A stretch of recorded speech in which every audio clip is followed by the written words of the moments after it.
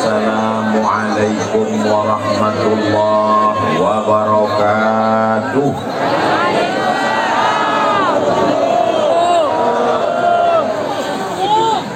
Alhamdulillahi wa kafa, wassalatu wassalamu ala al-habibil mujtaba wa ala alihi wa ashabihi ahli sidqi wal wafa. Subhanaka la ilma lana illa ma 'allamtana innaka antal alimul hakim. Rabbi shrah li sadri wa yassir li amri wahlul 'uqdatam min lisani yafqahu qawli. Kullu amrin zibalin, semua amal yang baik walam yubda' bihamdillah, kalau tidak dimulai dengan ucapan pujian kepada Allah, fahuwa aqta, maka amal itu putus, tak dapat dibawa sebagai bekal menghadap Allah. Maka kita awali dengan alhamdulillahi rabbil alamin. Semua majlis kalau tidak disebut selawat kepadanya, maka majlis itu menjadi antana jifa, majlis bangkai busuk berulat dan berbau. Maka majlis yang penuh dengan kehormatan kemuliaan ini kita ucapkan namanya Allahumma salli ala sayyidina Muhammad wa ala alihi wa sahbihi wa barik wa sallim. Laisa minna, tidak termasuk golongan kami, kata Rasulullah sallallahu alaihi wasallam. Man lam yarham saghirana, tidak sayang kepada anak-anak. Walam ya'rif syarafa kabirina, tidak hormat kepada orang tua, bukan umat Nabi Muhammad sallallahu alaihi wasallam. Yang sama-sama kita hormati, dimuliakan Allah Subhanahu wa taala. Yang mulia guru kita semua, Raden Kiai Haji Muhammad Rafi'i Baydawi, Khadimul Ma'had Al-Hamidi Banyuanyar. Guru kita Raden Kiai Haji Rafi'uddin Syamsul Arifin, Dewan Pengasuh Darul Ulum Banyuanyar. Para masyayikh Pondok Pesantren Batu Bata, Pondok Pesantren Panyepen, dan seluruh para pengasuh pondok pesantren, para ulama, tokoh masyarakat, para santri, dan semua hadir. Kalau tuan ke Pamekasan, jangan lupa membawa kipas. Kenapa ada nama yang tak disebutkan? Karena tak tertulis di atas kertas.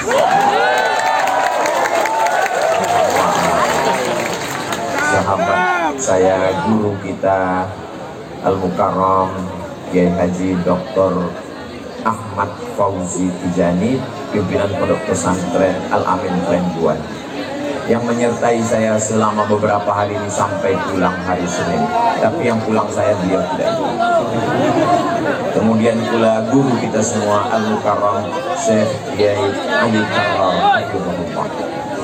semua yang tak disebutkan, muslimin muslimat, mukminin mukminat, hadirin hadirat yang belum kawin dan belum sunat, semuanya dimuliakan Allah Subhanahu. Abdul Somad datang ceramah tausiah ke Pondok Pesantren Banyuanyar. Salah. Abdul Somad datang ke Pesantren Banyuanyar ingin mengambil barokah. 227 tahun. Berapa kali ganti KTP? Bagaimana kemuliaan mereka?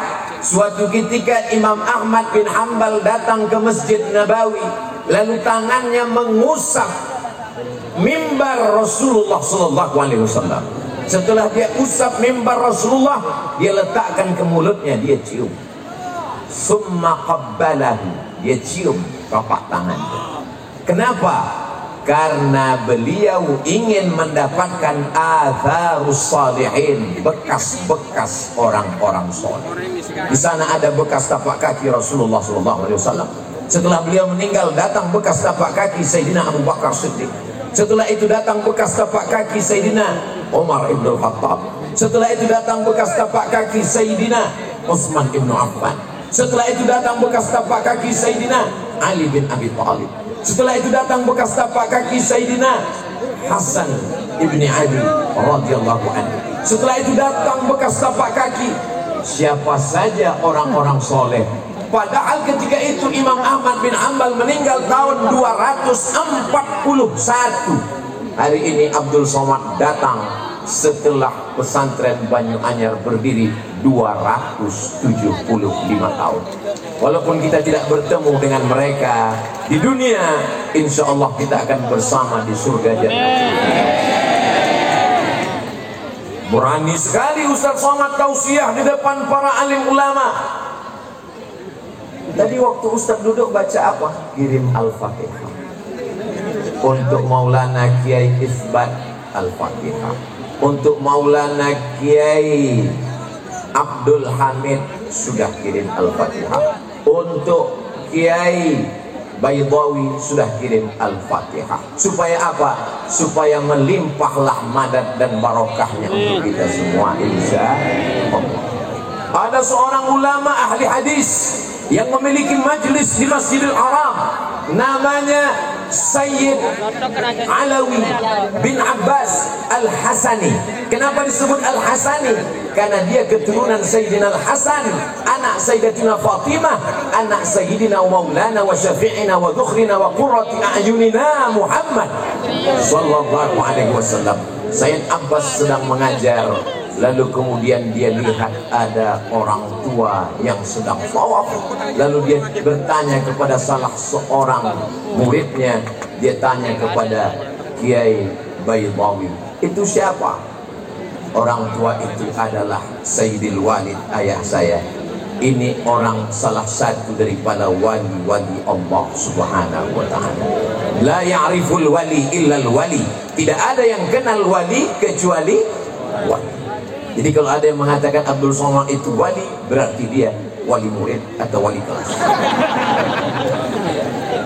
Jadi sudah jelas kalau ada yang mengatakan Abdul Somad berani petantang-petenteng ceramah di depan alim ulama, dia hanya ingin mengambil barokah kemuliaan. Tapi Ustaz membelakangi mereka. Kok berani Ustaz?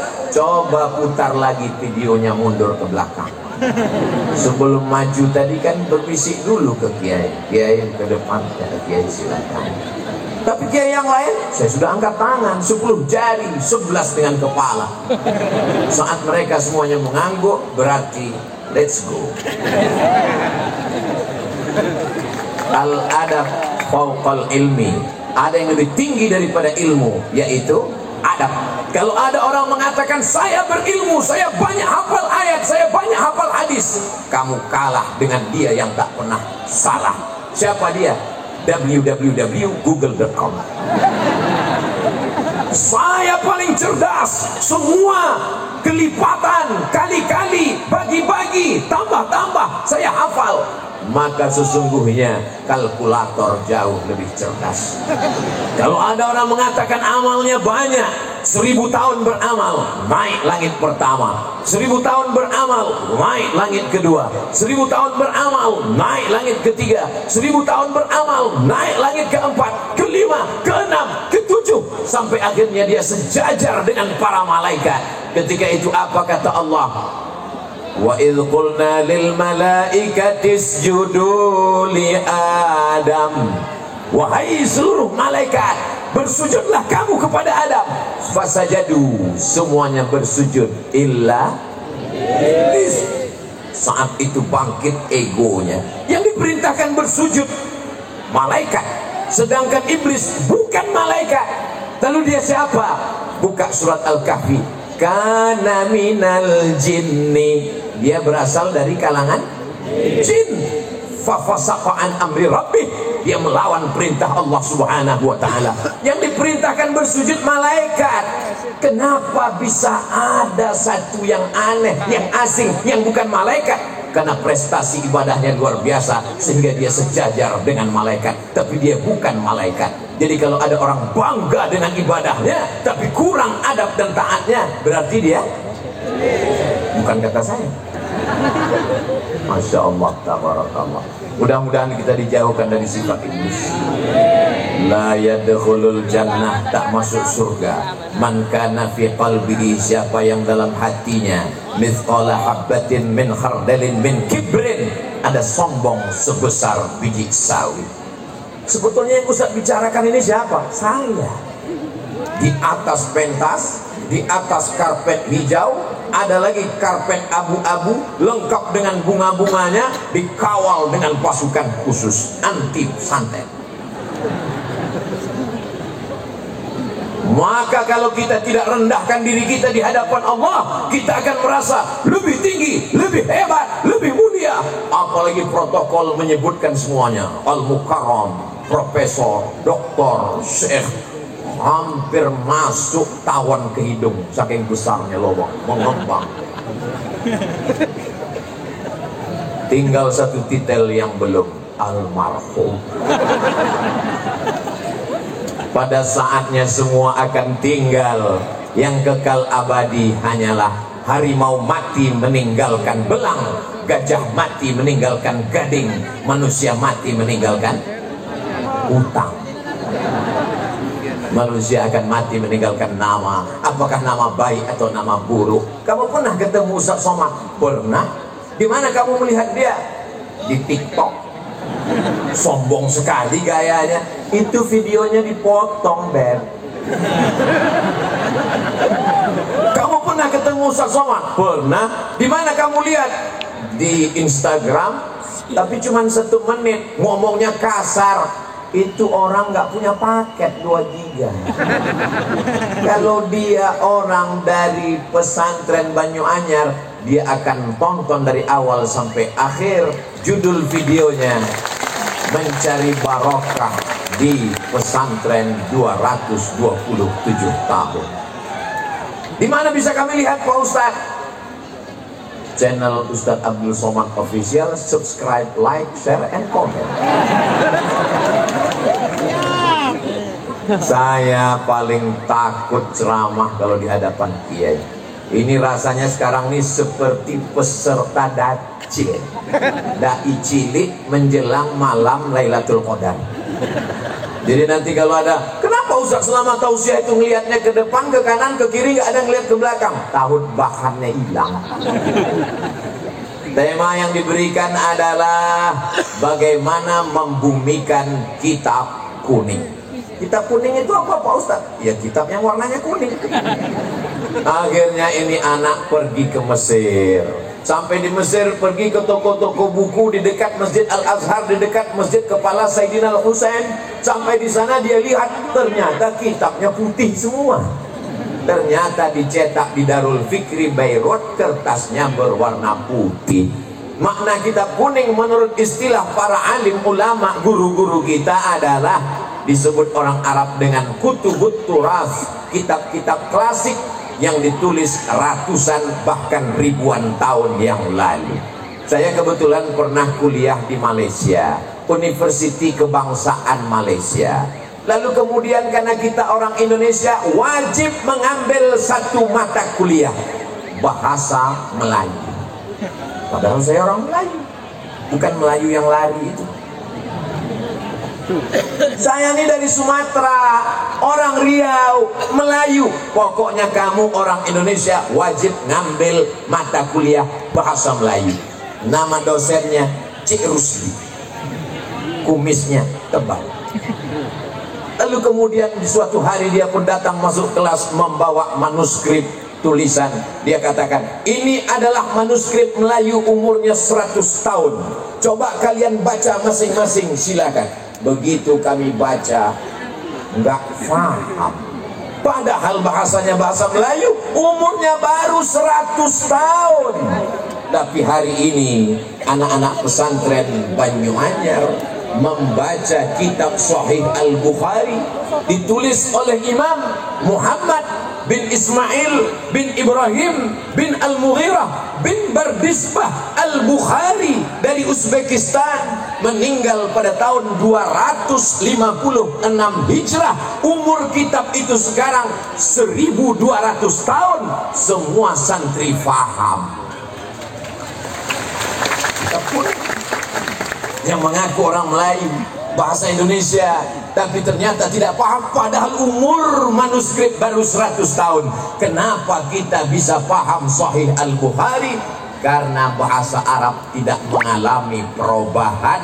Itulah dia bahasa Al-Quran. Al-Quran yang dibaca Nabi Muhammad SAW didengarkan oleh makmum, makmumnya membaca didengarkan oleh sahabat, sahabat membaca didengarkan tabi'in, tabi'in membaca didengar tabi'in sampai ke guru kita. Makanya kalau ada orang masuk Islam mu'alaf ngaji nggak pakai guru, dia hanya modal internet, dia cari Al-Quran digital, enter, habis itu dia coba-coba baca, dia akan baca alama, karena tulisannya alif baris atas, lam baris atas, mim baris atas, karena tidak berguru. Tapi ketika dia berguru, dia akan dengar bacaan yang benar.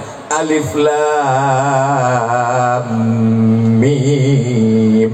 Tidak ada tulisan yang begitu. Kita berguru kepada guru-guru kita. Itulah makanya disebutkan man la syaikha lahu fasyaitanu syaikhuhu. Siapa yang tidak berguru, maka setanlah gurunya.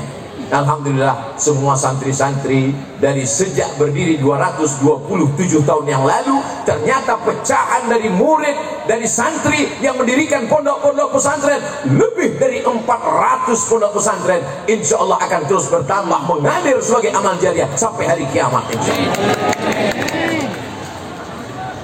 Kita tidak perlu ngaji pada kiai, kita tidak perlu ngaji sama ulama, cukup kembali kepada Al-Quran dan baca hadis Nabi. Berpeganglah kepada dua saja, Quran dan hadis. Oh gitu, iya. Lalu kamu belajar baca Quran sama siapa? Sama guru. Itu kan ulama. Guru saya boleh, guru kamu nggak boleh.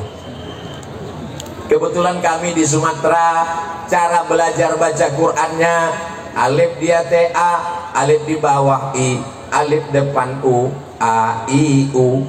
Sahabat saya di Pulau Jawa, alif fathah A, alif kasroh I, alif dhammah U, A, I, U. Di Madura gimana cara bacanya? Nabi tidak mengatur cara membacanya. Terserah pakai ijtihad apa.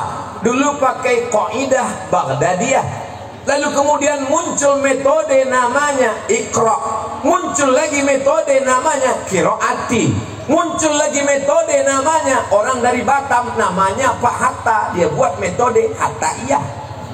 Kalau Abdul Somad buat metode Somadiyah. Ini adalah ijtihad untuk memberikan kemudahan-kemudahan.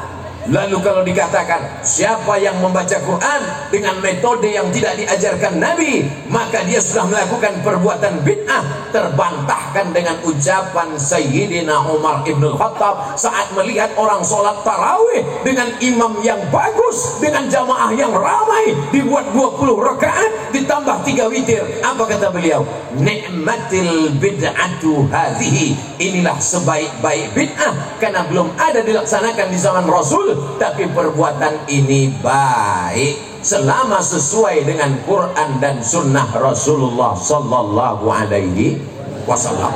Suatu ketika saya sedang menyampaikan tausiah, datang orang ngasih kertas. Ustaz Somad, ini ada pertanyaan.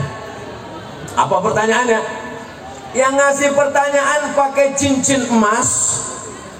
Kita tahu bahwa cincin emas hukumnya haram. Pas ditanya, kenapa kamu ke masjid pakai cincin emas? Saya mengikut perintah Al-Quran. Nah, masih termenung. Ayat yang mana ini? Dia bacakan ayat, ya ayyuhalladzina amanu, hai orang-orang beriman, khudzu zinatakum inda kulli masjid. Kalau kamu mau ke masjid, pakailah perhiasan-perhiasan. Ini perhiasannya. Gara-gara kembali ke Al-Quran tanpa melalui pemahaman ulama. Padahal asbabun nuzul ayat itu adalah ketika mereka dulu zaman jahiliyah melaksanakan tawaf di Masjidil Haram, bunyi kalimatnya Oryanun balik, mohon maaf. Oryan, mohon maaf, tidak layak di depan kiai, telanjang, tidak pakai pakaian. Sebagaimana lahir tidak membawa dosa dan pakaian, maka tawaf pun tidak pakai pakaian.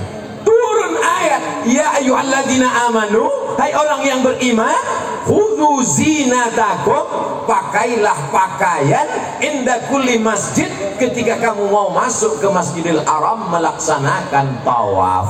Di mana kami bisa lihat penjelasan itu? Dalam kitab-kitab tafsir, di antaranya tafsir Imam Abu Ja'far Ibnu Jarir At-Tabari pada abad ketiga. Berarti kitab ini umurnya 1100 tahun yang lalu, masuk ke kategori kitab kuning. Maka dia kitab kuning walaupun warnanya putih. Jadi kalau ada orang yang mengatakan kita tidak perlu kitab kuning, kita cukup dengan Al-Quran, kalimatul haq urida bihal batil. Kalimatnya benar, kita kembali ke Quran, tapi maknanya batil. Kenapa? Orang akan baca Quran sendiri, terjemahkan sendiri, pahami sendiri, nyasar sendiri. Kamu kalau nyasar, nyasar aja sendiri, jangan bawa-bawa orang lain. Betul? Jamaah yang dimuliakan Allah Subhanahu wa ta'ala, ini jamaah ramai luar biasa sampai nggak kelihatan ujungnya di mana. Kalau mau tahu ujungnya di mana, maka nyalakan semua handphone yang ada senternya. Yang nggak punya senter, beli senter, jual handphonenya. Maulaya salli wa sallim daiman abada ala habibika khairil khalqi kullihim Muhammadun sayyidul kaunaini wathaqalaini wal fariqaini min arbin wa min ajami. Maulaya salli wa sallim daiman abada ala habibika khairil khalqi kullihim antal الذي ترجى شفاعته لكل هول من الأهوال مقتحم. مولاي صل وسلم دائما أبدا على حبيبك خير الخلق كلهم. Boleh dihidupkan lagi, takutnya nanti pulang miskol masuk, baterai habis. Apa tadi yang dibacakan Ustadz Somad itu? Solawat. Solawat dari siapa? Imam Al-Busiri. Dia tinggal di mana? Di sebuah kota bernama kota Alexandria yang didirikan oleh Alexander the Great. Kota itu 200 km dari Kairo. Kalau tidak percaya, ukur sendiri. Mudah-mudahan mampir ke Iskandaria, berziarah ke makam Imam Al-Busiri. Seorang laki-laki yang tidak berdaya, lumpuh, tidak bisa menulis, tidak bisa berjalan, tidak bisa berbuat apa-apa, tapi dia berusaha keras untuk membuat untayan kata, memaksakan diri dengan ujung jarinya memuji Rasulullah sallallahu alaihi wasallam. Akhirnya dia tulislah syair begitu indah sampai akhirnya dia tertidur lelap karena lelah dan letih. Lalu kemudian dia lihat ada sesosok orang yang begitu ganteng dan sempurna bercahaya membawakan jubah burdah.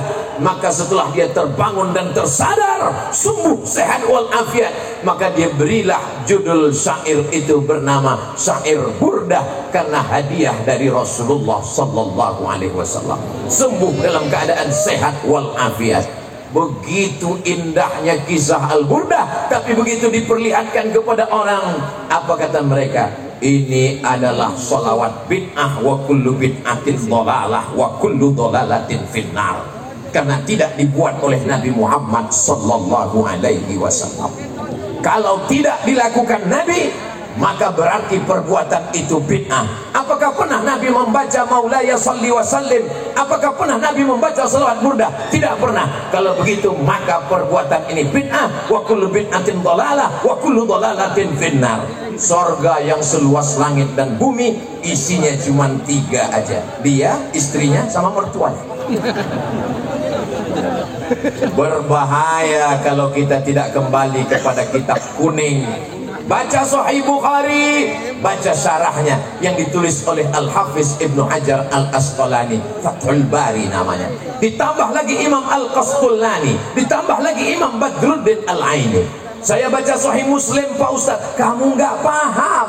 Baca syarah penjelasannya, ditulis oleh Imam An-Nawawi dalam kitab Al-Minhaj, syarah Sahih Muslim Ibn Al-Hajjaj. Saya baca kitab Muwatta Malik, Pak Ustadz, kamu nggak ngerti. Nanti kamu akan katakan dalam kitab Muwatta Malik ini hadisnya dhaif semua, sanadnya putus semua, ini balaghat, ini munqati'at, ini maqtu'at. Padahal sesungguhnya sanad-sanadnya sudah disambungkan oleh Imam Ibnu Abdul Bar dalam kitab At-Tamhid lima fil Muwatta minal ma'ani wal asanid. Saya membaca kitab Sunan Tirmidzi, Pak Ustaz, baca syarahnya Tuhfatul Ahwadhi. Saya baca Sunan Abi Daud, Pak Ustaz, baca syarahnya Aunul Ma'bud dan syarah yang lain. Saya baca kitab Sunan Ibnu Majah, Pak Ustaz, baca syarahnya Hasyiah As-Sindi. Saya baca Musnad Ahmad bin Hanbal, Pak Ustaz, baca penjelasan ta'liqat wa syuruhat wa tahqiqat yang ditulis oleh para ulama. Semua penjelasan-penjelasan itu dalam kitab kuning, walaupun warnanya jadi pintu masuknya gimana, Pak Ustadz? Kita masuk hotel, ada kolam renang, ada tempat minum, ada tempat sarapan, ada kamar, ada tempat olahraga, tapi satu kunci pintu masuknya adalah bahasa Arab, dan bahasa Arab kuncinya adalah nahwu, sharaf, balaghah, ma'ani, bayan. Insya Allah itulah yang dipelajari selama 227 tahun, selamat dari perpecahan insya Allah.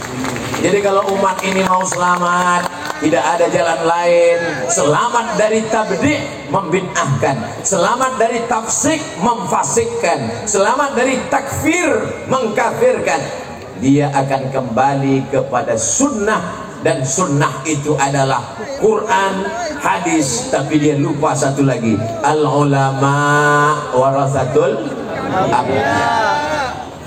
Kita kembali ke hadis. Hadis itu apa? Ma udifa ila Nabi sallallahu alaihi wasallam min qaulin aw fi'lin aw taqririn aw sifati khalqiyatin wa khuluqiyatin min ba'di bi'tsatihi ila wafatihi sallallahu alaihi wasallam. Ucapan, perbuatan, ketetapan, sifat fisik, sifat bawaan sejak dia lahir, diangkat menjadi rasul sampai meninggal menghadap Allah Subhanahu wa taala. Kamu ketemu dengan Nabi? Enggak. Lalu dari mana kamu tahu sunnah? Dari Sahih Bukhari. Sahih Bukhari itu orang? Iya. Ulama? Iya. Kenapa kita ikut ulama?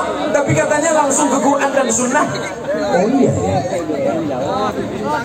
Imam Bukhari apa ketemu dengan Nabi? Tidak. Imam Bukhari meninggal tahun 256. Nabi meninggal tahun 11. Dari 256 ke 11 banyak.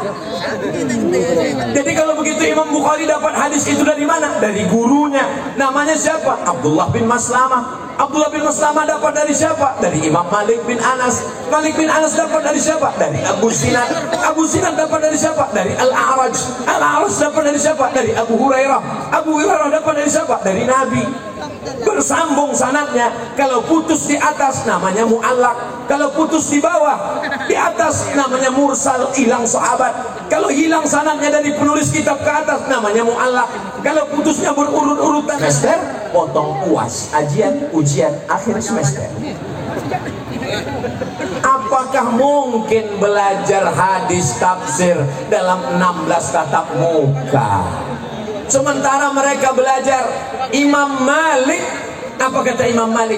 Aradtu kitabi hadza ala sab'ina min fuqaha'il Madinah. Aku bacakan kitabku ini kepada 70 ahli fikih kota Madinah. Kulluhum wata'uni fasammaituhu muwatta'a. Semuanya setuju dengan isi kitab Muwatta, maka aku sebut kitab ini Muwatta. Kitab hadis tertua yang dicetak saat ini, meninggal tahun 179 Hijrah. Catatan-catatan penting dari Imam Malik ke guru-gurunya bersambung sampai ke Nabi SAW. Al-isnad minad din. Sanad adalah mengambil sanad ilmu kamu dari siapa. Orang sekarang kalau ditanya, kamu belajar dari siapa? Dari guru saya. Siapa guru kamu? Syekh YouTube. Nama lengkapnya siapa? Tabayatum YouTube. Belajar di YouTube nggak apa-apa kalau gurunya ada. Sebenarnya jamaah yang hadir hari ini, mereka cuma memastikan apakah Abdul Somad itu ada. Tadi di rumah Kiai ketemu dengan beberapa adik-adik, ketemu, ini Abdul Somad yang selalu kuliah di YouTube. Memangnya ada orang di YouTube itu nggak ada di alam nyata? Ada. Anak saya selalu ngelihat dia, saya selalu ngelihat dia. Pas saya datang ke kampungnya, dia nggak ada. Siapa itu? Upin Ipin. Memang tidak ditulis di atas kertas. Al-Quran ditulis di pelepah korma, di tulang onta, di batu yang ceper. Masya Allah, langsung kertas datang. Kertas barang mewah dari Tiongkok. Mereka membuat bubur yang terbuat dari bambu, karena negeri itu disebut dengan negeri tirai. Bambu dibubur, setelah bubur bambu dijemur, jadilah kertas. Lalu kemudian kita pun sekarang menemukan ada yang disebut dengan pulp and paper. Pulp, bubur kertas. Paper, bubur yang sudah dibuat menjadi kertas. Kertasnya kenapa warnanya kuning? Karena terbuat dari ubi yang murah. Kertas yang mahal, yang punya uang adalah orang Eropa dan Amerika. Ini termasuk kertas yang mahal. Kenapa? Karena litar tintanya dan apa yang terjadi ketika kertas tidak ada? Mereka menulis Quran di pelepah korma, di tulang onta. Lalu kemudian kapan Al-Quran baru ditulis di atas kertas? Ketika 70 penghafal Quran meninggal dunia, memerangi seorang nabi palsu bernama Musailamah Al-Kadzab. Nama kampungnya Yamamah. Nama orangnya Musailamah, nama kampungnya Yamamah. Karena mikrofonnya kurang jelas, jamaah pulang ke rumah cerita. Nama nabi palsunya Yamamah, nama kampungnya Musailamah. Yang cerita serius, yang dengar ngangguk. Lalu kemudian apa yang terjadi? Ketika itu Sayyidina Umar ibn al-Khattab mengatakan, wahai khalifata Rasulillah, ini 70 penghafal Quran sudah meninggal dunia. Aku khawatir kalau penghafal Quran ini meninggal, Quran akan hilang. Kalau begitu kita mesti membukukan Al-Quran. Apa kata Abu Bakar Siddiq? Aku takut membukukan Al-Quran karena Nabi tidak pernah melakukannya, Nabi tidak pernah memerintahkannya. Sampai Allah melembutkan hati Abu Bakar Siddiq. Akhirnya dia setuju karena khawatir Quran akan hilang. Maka disusunlah tim dari masjid ke rumah. Dia ambil kapas, dia sumbat telinganya. Sampai ke rumah orang nanya, kenapa disumbat? Karena kalau aku buka, semua yang aku dengar dari rumah sampai ke masjid aku hafal. Oh, saya nggak percaya Pak Ustadz, kalimat Ustadz terlalu mengada-ada. Mana ada manusia yang secerdas itu? Cari aja di YouTube, www.youtube.com. Buat di situ tes IQ tertinggi internasional. Akan dites manusia tercerdas di dunia di zaman sekarang. AAA, QQ, 7, BB, CQ, CC, bisa dia ulang kembali. Orang yang seperti itulah yang cerdas, yang membaca Al-Quran, yang menghafal hadis Rasulullah SAW. Jangan karena tidak bisa lalu dikatakan tidak ada. Tapi bukan berarti karena anak kita tidak secerdas itu lalu besok rame-rame narik anaknya dari pesantren. Anak-anakku yang sudah berada di pesantren, belajar kitab kuning, banggalah menjadi anak pesantren. Bangga atau tidak bangga? Mengalir pahalanya sampai hari kiamat anakku. Tapi saya mau jadi polisi, Pak Ustaz. Emang saya nanti kalau pesantren punya ijazah? Loh, anak pesantren baca kitab, tapi mereka juga punya ijazah formal. Tapi setelah selesai sanawiyah 3 tahun, aliyah 3 tahun, mereka nggak pulang kampung. Pas ditanya, nggak pulang? Enggak. Kenapa? Kitabnya belum hatam. Lebih sayang kitab daripada ijazah formal. Ijazah formal bisa didapatkan dengan paket A, paket B, paket C. Tapi dibaca kitab, dia mesti dibaca berulang-ulang, didengarkan, ngantuk dikit salah baca. Kitabnya bagus, tapi karena bahasa Arab ini begitu banyak, tulisannya mirip, cara bacanya beda. Al-Jannah, Al-Habbah, Al-Junnah, Al-Jinnah, itu tulisannya sama semua. Makanya jangan baca kitab yang sudah digigit rayap. Nyari obat dari kitab. Kalau tulis sebetulnya kitab itu tulisannya Habbatun Sauda, tapi karena digigit rayap tulisannya Hayatun Sauda. Ular hitam dia tangkap, emang nggak sakit, mati langsung. Kalau ada dokter-dokter spesialis, ujian akhirnya sebelum buka praktek, dia mesti bisa bahasa Latin. Kenapa? Karena buku-buku kedokteran diambil dari bahasa Latin, dari bahasa Yunani, lalu diterjemahkan ke dalam bahasa Arab. Saya melihat 2 jilid di perpustakaan Darul Hadis Maroko, ditulis oleh Ibnu Sina. Tapi karena orang bule, orang barat susah baca Ibnu Sina, mereka baca Avicenna.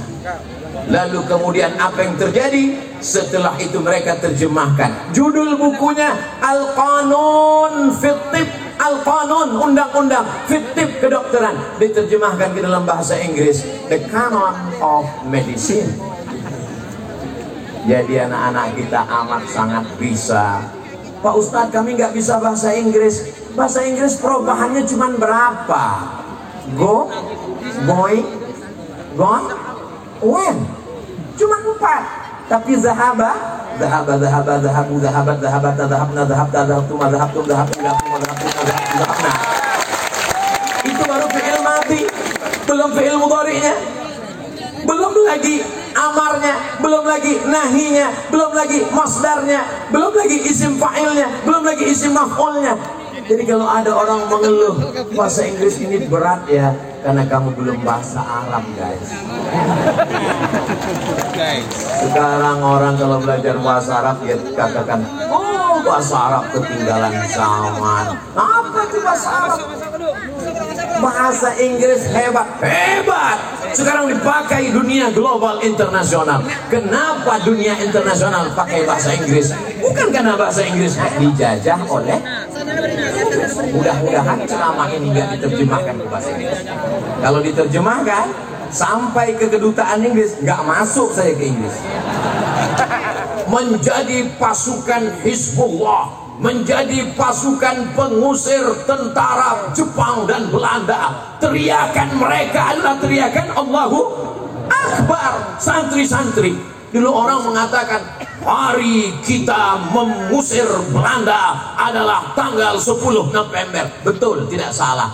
Tapi kenapa orang bersemangat berjihad tak takut mati 10 November? Karena sebelumnya ada resolusi jihad tanggal 22 Oktober. Dari 22 Oktober ke 10 November, pada saat itu ada perjuangan luar biasa. Ulama lah yang mengajarkan bahwa kalau kau mati, kau akan mati syahid.